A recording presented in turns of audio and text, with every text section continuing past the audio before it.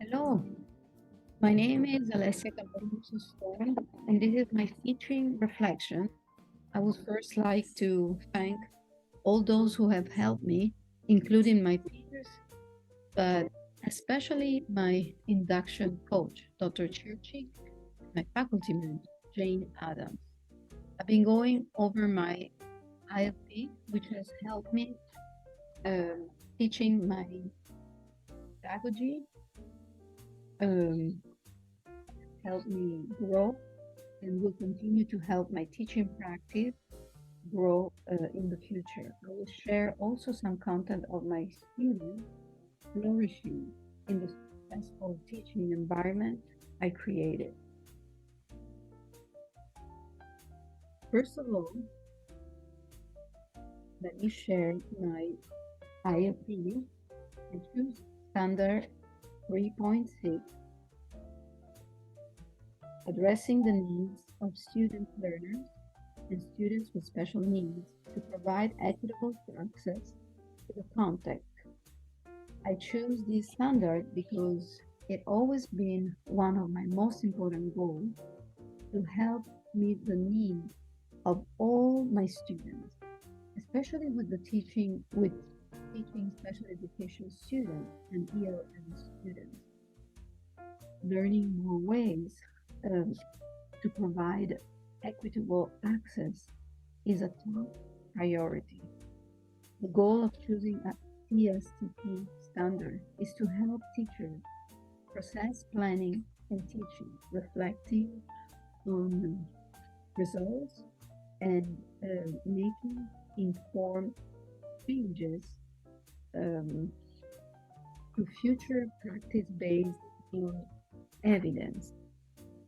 They guide teachers in their growth as professionals, focus on meeting the learning needs of all students, and promote reflective practitioner.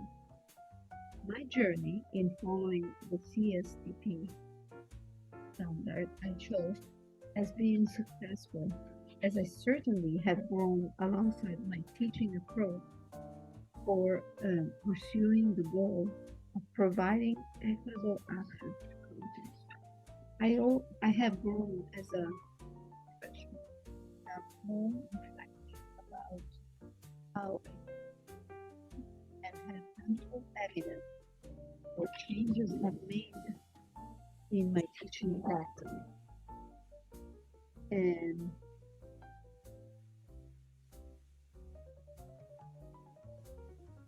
so my goal effectively manage unpredictable behavior to ensure equitable access to music content. Let me share two examples in practice. Starting from my classroom, the picture, my classroom I want to show you is this one. Before um, my class, my classroom, I I in this year with my classroom, I focus on the physical environment even. So one thing that I did was to add some lamps to the classroom and don't use overhead lights. I also took the desk out and put a large rug in the middle. Here, this is the rug with the dolphins in the middle of the room. These changes help me reduce stimulus that can quickly overwhelm my students. If my students are experiencing a strong emotional reaction, then they have less access to the content I am teaching. And so removing the desk also prioritize safety so that if a student has a meltdown, they cannot throw the desk to hurt any students or teacher. This actually happened to a colleague of mine. And I have learned countless strategy for my classes, and I have incorporated many into my teaching. I use more graphic organizers and visuals now. And I use more review and repetition. And I use verbal scaffolding by using songs, expanding on students' answers, and having students repeat after me.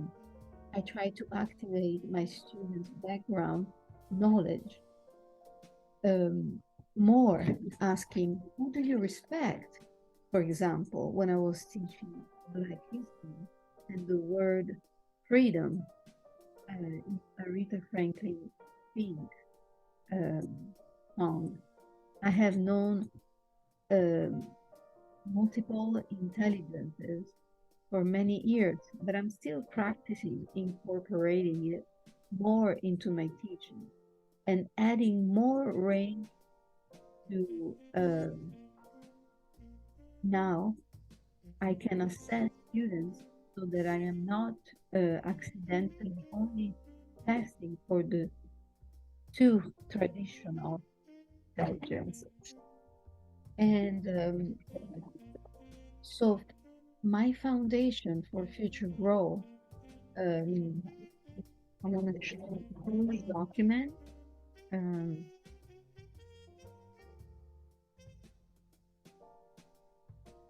The subject matter for student learning, the continuum of practice worksheet in the second quarter, second term. Actually, we had two of these forms, 1 and 2. So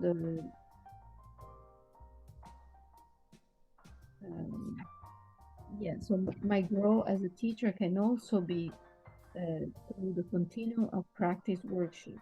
The general trend of them that can be seen by what I highlighted here is that I have been applying and innovating more in the classroom.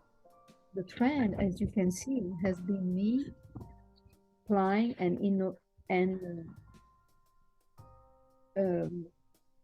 for example, for applying, I am understanding more of what my school has or doesn't have in place to support English language learner. I am now more aware of how the reclassification process works, and I am working toward helping my ELL students reach this goal. I know now how the reclassification works as the achievement gap between them and non-ELL students when it comes to learning academic language. Or innovating here, I have moved away from teaching traditionally and have moved toward learning and innovating education, what will actually be best for my students to grow. I am especially proud of this because the needs of special education students and ELL students are often not met in the traditional classroom. And this trend suggests that I will continue to apply and innovate in the future and continue to adapt as my student needs to adapt. Next, I'm going to talk about the students flourishing in the successful environment that I have created. And for this reason, I want to show you a short clip of my students' lesson.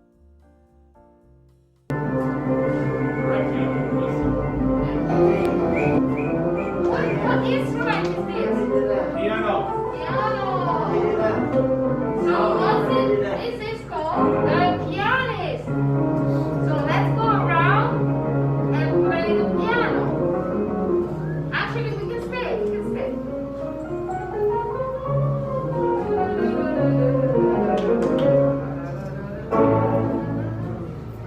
Jive, finger movements. Come on, guys, I need you guys to participate.